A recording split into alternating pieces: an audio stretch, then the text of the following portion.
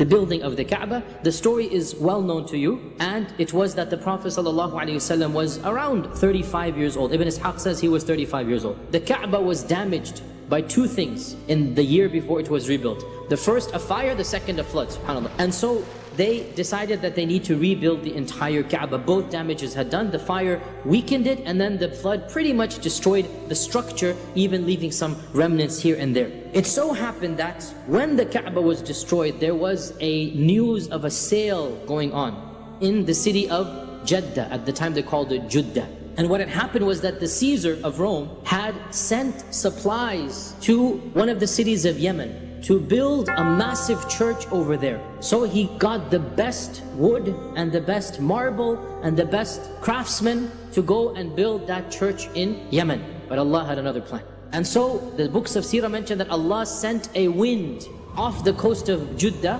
to cause the ship to basically crash, and the ship was damaged, but it just made it to Jeddah because Allah has a plan. And so the Quraysh, when they heard about this, they gathered together all their wealth and they went to Jeddah to purchase all of this and to hire the craftsmen as well to come. They're wondering now, the Kaaba is in semi-destroyed state in front of them, and they're wondering, should we come and destroy it? This is the house of Allah. They've never destroyed the house of Allah before. I mean, even the thought of it is sacrilegious, right? They don't know what to do. And according to one report of Ibn Ishaq mentions this, that when they were debating what to do, a large snake came out of the well of Zamzam. And it was rumored that there was a snake living in the well of Zamzam. Now this large snake came out, massive snake, and anytime they approached it, hissed at them. And so they wondered, what are they supposed to do? And Allah sent a big bird to pick up the snake and to get rid of it, to throw it behind one of the mountains of Mecca. So they took this as a sign that they should approach the Kaaba. And so each one is nudging the other for, why don't you go first? Why don't you go first? Because they're worried what's going to happen. Until finally Al-Walid ibn al-Mughira finally said, Khalas, I'm going to do it. Hand me the axe. So he took the axe and he marched towards the Kaaba and he started breaking down one of the walls of the Kaaba. Nobody lifted a finger to help. Then the rumor spread. Why don't we use Al-Walid as the litmus test? If he survives the night, we'll join him the next day. Then the next morning, he woke up fine and healthy, everything's fine. So they said, okay, alhamdulillah. And so Al-Walid put one wall down. And so the next day, alhamdulillah, the entire Quraysh decided now we all have to tear the Kaaba down and then rebuild it. And what they did was, they divided all of the tribes into 4 groups. Based on their lineage. The closest tribes together, you get this wall. Another close group, you get this wall. So the Banu Abd Manaf is given the most prestigious, and that's the side of the wall. Why? Because they are the most prestigious. They knew it. Abdul Muttalib was from them, and Abdul Muttalib was who he was. So they get the most prestigious. The second most prestigious, the Banu Makhzum. Abu Jahl is from this tribe, right? The Banu Makhzum, they get the wall that is the Rukn Yamani to the Black Stone.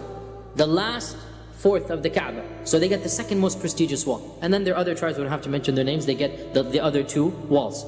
Now, you all know what happened. The Banu Abd Manaf and the Banu Makhzum are raising the corner that has the black stone, right? The black stone doesn't belong to either wall, it belongs to both. And so when they get to that area, trouble brews. Why? Because the Banu Makhzum and the Banu Abd Manaf are rivals. They remained rivals. So both of them said, put their foots down. They said, the black stone is my side. No, it's my side.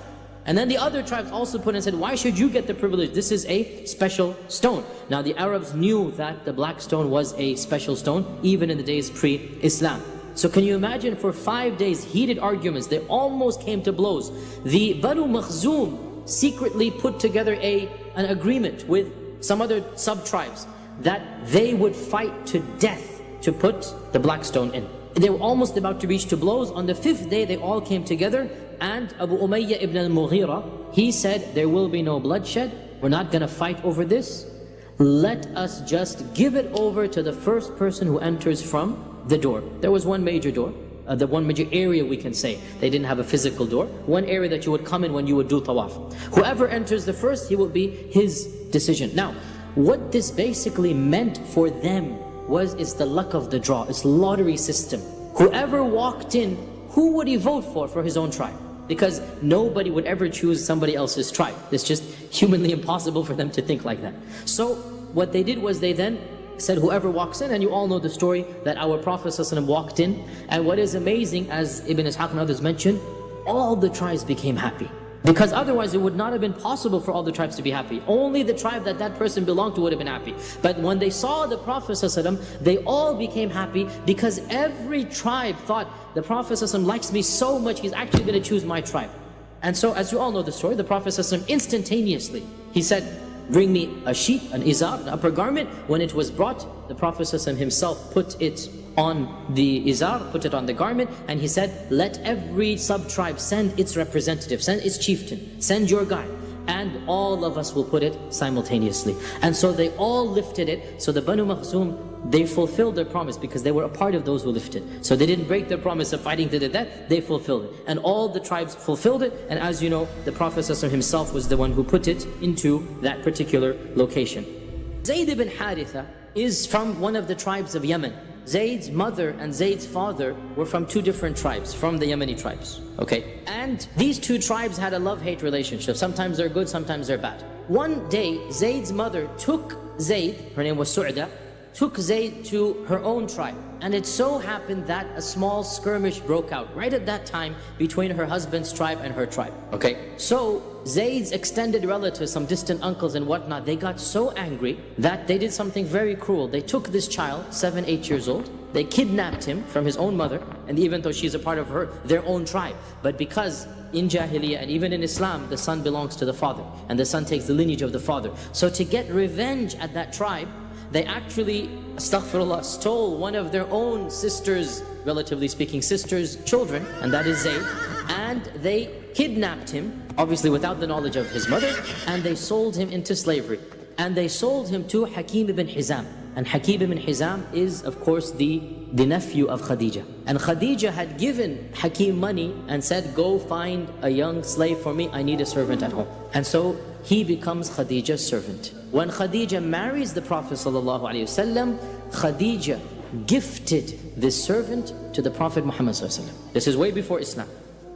Zayd's father is frantically looking for his son, and it so happened that during one of the Hajj seasons, again this all in the days of Jahiliyyah, somebody from that part of the world in Yemen saw Zayd and recognized that his looks are from the tribe of Zayd's father. By asking him some questions, they realized this is Zayd. This is the boy that his father is frantically looking for him. And so when they returned from Hajj, they told Zayd's father, we think we found your son. So the father is overjoyed. He gathers all of the money he possesses. He gets as much money as possible. And the father and the brother, he goes with his brother, they travel to Makkah instantaneously. As soon as they get him out, they travel to Makkah. And so he goes and he approaches the Prophet ﷺ and he said, Ya Muhammad ibn Abdul Muttalib, he ascribes him to his grandfather.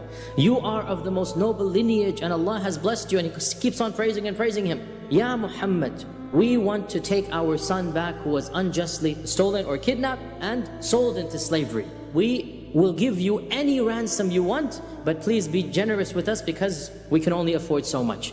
And so the Prophet ﷺ said, is this what you want from me, that I send Zayd back with you? They said yes, and for whatever price you want, we're prepared to give this price for you. So the Prophet ﷺ said, it is up to him. I will leave the matter to him. And if he chooses you, then I will send him back without any ransom. I don't need your money. But if he chooses me, then I can never turn away from somebody who has turned to me. And so they said, oh Muhammad, you have done marvelous. You have done more than we could have asked for. And so the Prophet ﷺ called Zayd. And we can imagine Zayd was probably around 25 years old at the time, roughly. So he's grown up. When he was kidnapped, he was 7, 8. He was just a child. So the Prophet ﷺ asked Zayd, do you recognize these two men? And Zayd said, yes, I do. This is my father and this is my uncle. I recognize them. So the Prophet ﷺ said, they have come requesting that you go back with them, and I have left the matter to you. If you want, you may go back with your father and your uncle, and if you want, you may remain with me. Instantaneously, Zayd says, I can never choose anyone over you, for you are to me more than a father and an uncle combined. SubhanAllah. Zayd's father stood up and he says, Haritha, and he says, oh Zayd, have you gone crazy? Have you gone mad? You will choose to be a slave in a strange land, and you refuse to come back with your own father to your own tribe? And Zayd remarks for him, yes, I have made my choice. I know what I have said, and I have seen from this man that which I cannot choose anyone over him. And when Zayd said this, the Prophet ﷺ stood up, took him by the hand, and went to this hijr that we just talked about, the open part of the Kaaba, and he stood there and he made an announcement. That's where he made the announcements. And he said, "O people of Makkah, I want you all to testify that from now on, Zayd is a free man and I have adopted him as my son. So he is now my son and he will inherit from me and I will inherit from him." And so he became known as Zayd ibn Muhammad. And he did this in front of the father in order to bring some peace to the father's heart. That look, your son is no longer a slave and I will adopt him and I will take care of him and he will inherit from me and I'm the grandson of Abdul Muttalib. Ibn Umar said, "We never knew of Zayd by any other name except Zayd ibn Muhammad." That's what I thought he was, until Allah revealed Surah Ahzab verse 5. Way later on, 30 years after this incident happened, right? And in Surah Ahzab verse 5, what does Allah say? "Ud'uuhum li'aba'ihim huwa aqsatu 'inda Allah." Call children by their fathers. That is what is noble in the eyes of Allah. And so that was when the Prophet ﷺ rechanged the name of Zayd, and he said this is now Zayd ibn Haritha and not Zayd ibn Muhammad. Zayd is one of those few people who it has been said were the first to accept Islam. It is enough of a blessing for Zayd ibn Haritha that he is the only companion ever whom Allah mentions by name in the Quran. فَلَمَّا قَضَى زَيْدٌ مِّنْهَا وَطَرًا. The only Sahabi whose name will be recited until the Day of Judgment.